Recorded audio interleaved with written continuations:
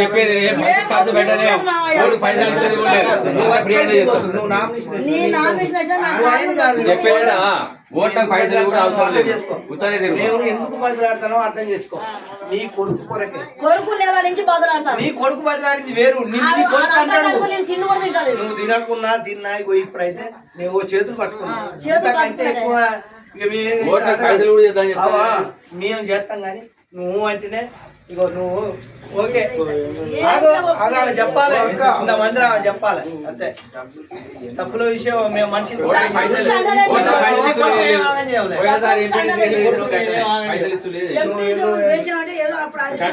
అన్ని గట్టిగా ఉంటాయి. ఇప్పుడు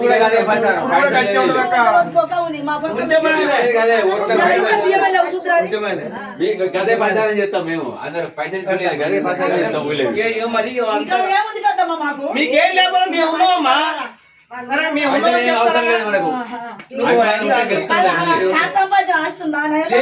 లేదు ఆయన మనిషే ఉన్నాడు. ఆయనే ఉన్నాడు అట్లా.